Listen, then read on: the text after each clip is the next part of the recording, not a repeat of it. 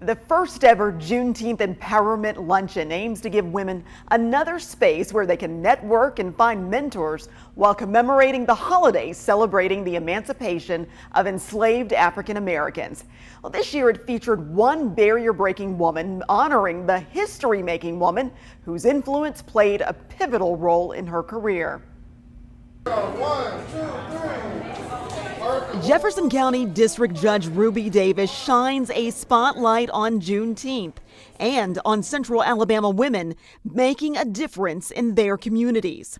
So I think it's so important that we empower one another, especially as women. So the three women that are here that will speak, they are all three homegrown from right here in Birmingham, which is also amazing because each woman has dedicated their life and craft to make this community a better place. Featuring several prominent Birmingham women as speakers, the inaugural Juneteenth Empowerment Luncheon provided food and fellowship for nearly 200 women. I mean, it fills my heart with so much joy to just be able to educate, inspire, and encourage each person to understand the significance of it and hopefully empower people to want to do more because of those sacrifices that were made by our ancestors. WVTM 13 first introduced you to Judge Davis back in March of 2021, fresh off her election to the bench.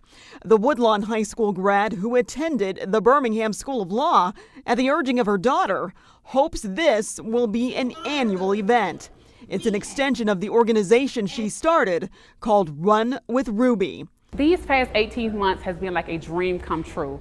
I'm literally walking in my purpose. This is the dream job of my life, and I feel like I'm making an impact on this community who's given so much to me.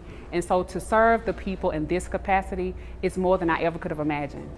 The mission statement is an acronym, TORCH, or TORCH, which stands for Transcending Obstacles and Rejection Can Create Heroes. And in the crowd, one of Judge Davis's heroes, Municipal Court Judge Agnes Chappell. So today is about her and acknowledging all that she's done for me, but she is my world, she's everything. She was the first African-American female attorney here in Jefferson County, so I owe her a lot. She's so important to who I am today, and so without her just ingraining so much in me as it relates to the legal system here, I don't know if I would have become who I am today. How important is that type of mentorship for women? It's vital. It's absolutely crucial. And women are an absolutely crucial part of the Magic City's past, present.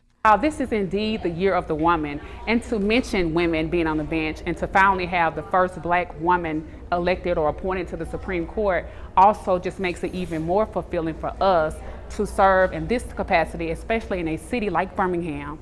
And we all know that Birmingham was the cradle of the civil rights movement.